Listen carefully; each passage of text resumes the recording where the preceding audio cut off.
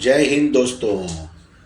मैं नामशुदा राजेश पटेल आज की एक सर्विसमैन न्यूज खबरों के साथ आपका स्वागत है। पहले पॉइंट्स बताऊंगा, इसके बाद मैं आपको डिटेल्स में बताऊंगा। पहली खबर है, 8th सीपीसी शिव गोपाल मिश्र ने FF 2.86 का दिया प्रस्ताव। यूपीएस की नई basic pension 51,400 and minimum pension जो रहेगी 25,000 रुपये। और 26 जनवरी को गणतंत्र दिवस पर तीनों सेना के 3 बड़े बदलाव के बारे में बताया है। और डीएसपी अकाउंट पर एसबीआई से मोड का 1.5 करोड़ का नया MOU साइन। डीएसपी पेंशन और सैलरी अकाउंट का कोड चेंज करना जरूरी। सिक्योरिटी में वैकेंसी आई है, सिक्योरिटी IC और न्यू वैकेंसियां हैं, इसके बारे में आपको जानकारी दी जाएगी। दोस्तों, पहली खबर अपन वेलफेयर से शुरू करेंगे। अपना कोलाबा, महाराष्ट्र, दमन एंड सूरत में वैकेंसी आई है अपना सिक्योरिटी इंचार्ज की, जो कि रेगुलर बेस पर होगी। और कंपनी का नाम है घोसला प्रोफाइल प्राइवेट लिमिटेड। इसमें जो है एज लिमिट रखी गई है 35 से 55 ईयर्स तक।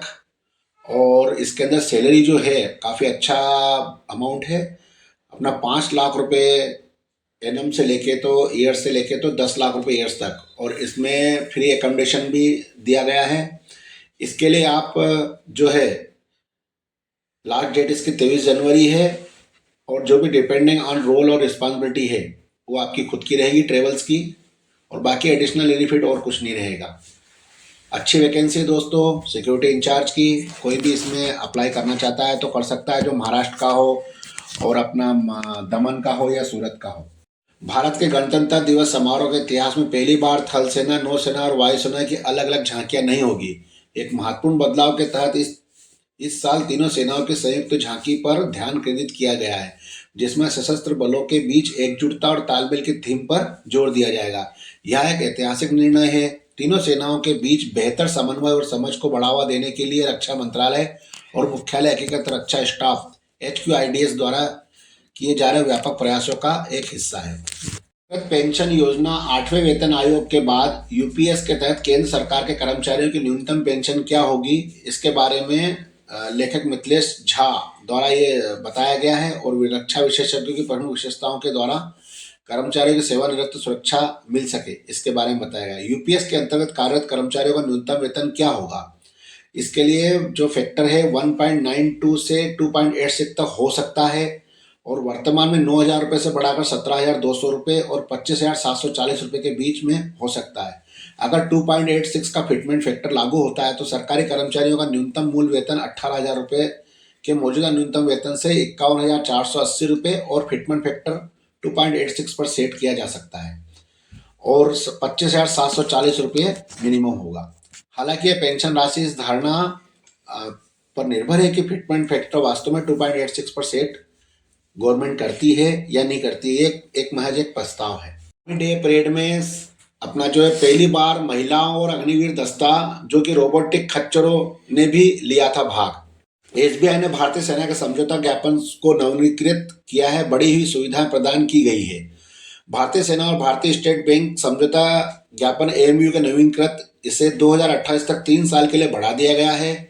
इसमें साझेदारी सेवारत और सेवानिवृत्त सैन्य सैनिकों और उनके परिवारों के लिए उन्नत बैंकिंग सेवाएं और व्यक्तिगत दुर्घटना बीमा लाभ प्रदान करती है। इस समझौते के तहत सेवारत कर्मचारियों दुर्घटना या मृत्यु को कवर के लिए 1 करोड़ का उन्नत व्यक्तिगत दुर्घटना बीमा, विकलांगता पर 10 लाख टर्म लाइफ इंश्योरेंस प्रदान किया गया है। बैंक 1.5 करोड़ का हवाई दुर्घटना कवर भी प्रदान कर रही है। अन्य संबंधों में 10 लाख का बाल शिक्षा कवर और 5 लाख का बालिका विवाह कवर और 40 लाख तक का कलेक्टर मुक्त शिक्षा ऋण शामिल है। समझौता ज्ञापन लाभ वीर नारी और परिवार के सदस्यों के लिए NOK को भी मिलेगा।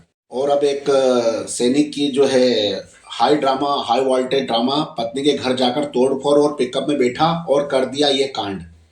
हिमाचल प्रदेश के हमीरपुर जिले के पुलिस चौकी गालोन के तहत दामाद ने रात को ससुराल में हंगामा कर दिया। इसके बाद आत्महत्या का प्रयास भी किया और अपनी पिकअप गाड़ी 150 फुट गहरे नाले में गिरा दी। गनीमत रही कि ट्राला चील के पेड़ों से टकराकर रुक गया। घटना रात 1 बजे की है। आरोपी पूर्व सैनिक है जो कि अब ट्राला जीप चलाता है। 150 फुट गहरे नाके के गिराई पिकअप।